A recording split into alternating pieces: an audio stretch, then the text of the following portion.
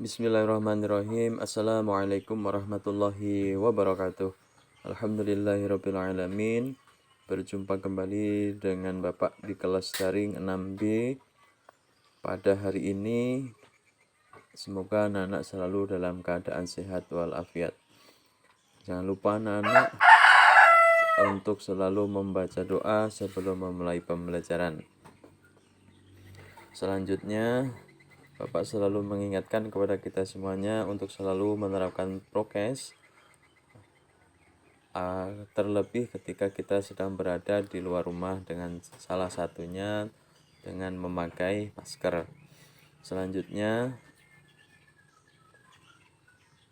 mari kita awali pertemuan kita hari ini dengan bersama-sama membukanya membaca basmalah. Bismillahirrahmanirrahim. Anak-anak, pada pertemuan kali ini kita akan belajar mapel tematik dengan muatan mapel IPA, ya, ilmu pengetahuan alam. Perlu Bapak informasikan kembali bahwa pada pertemuan sebelumnya anak-anak telah mempelajari tentang perkembangbiakan pada tanaman atau tumbuhan. Perlu kita ingat kembali bahwa salah satu tujuan tanaman atau tumbuhan berkembang biak adalah untuk mempertahankan jenisnya dan juga untuk mengembangbiakan jenisnya agar jenis tanaman atau tumbuhan tersebut tidak punah atau tidak habis.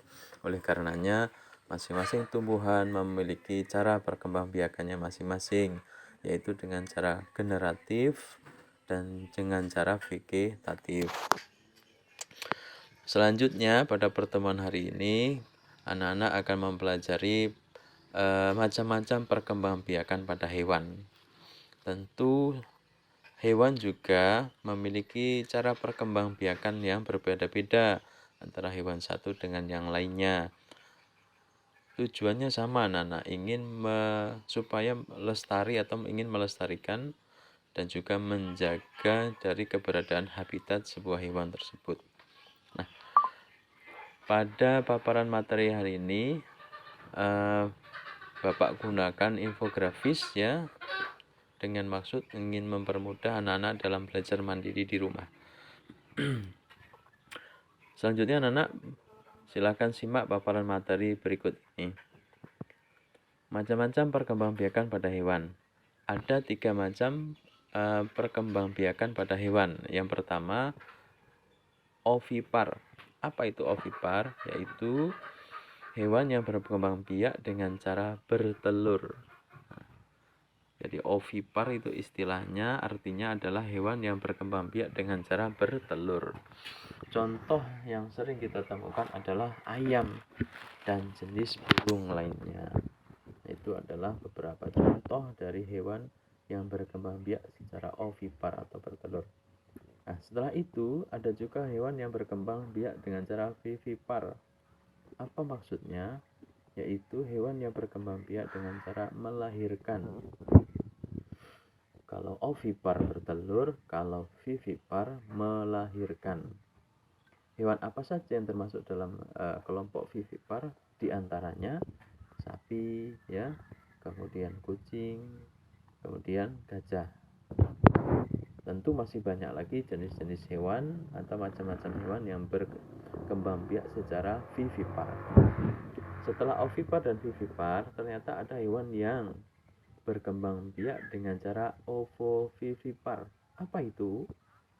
Yaitu perkembangbiakan bertelur sekaligus beranak. Kok bisa? Ya, contohnya yang Bapak sampaikan di sini adalah ular. Jadi ada beberapa jenis ular yang tidak selamanya melahirkan anaknya. Kadang-kadang pada saat mengeluarkan anak-anaknya, masih ada anak ular yang terbungkus cangkang telurnya.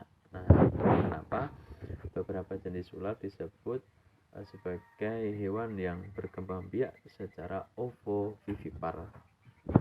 Nah, itu anak-anak penjelasan tentang macam-macam perkembangbiakan pada hewan. Berikutnya, mari kita lihat gambar beberapa macam hewan, ya. Di situ ada elang, ada itik, ada kambing, ada ikan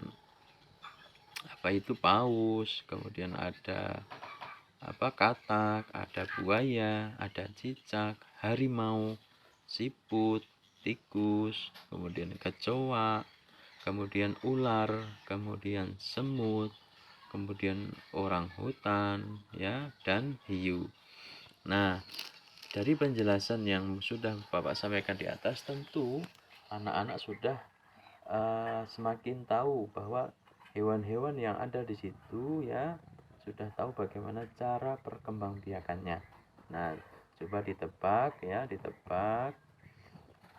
hewan misalnya elang ini termasuk ovipar, vivipar atau ovovivipar, ya, dengan maksud mengasah kemampuan pemahaman kalian setelah menyimak paparan materi. Nah, demikian anak-anak pemaparan materi Bapak pada pertemuan kali ini. Semoga anak-anak dapat memahaminya. Terima kasih atas perhatiannya. Bapak akhiri dengan ucap alhamdulillahirabbil alamin. Assalamualaikum warahmatullahi wabarakatuh.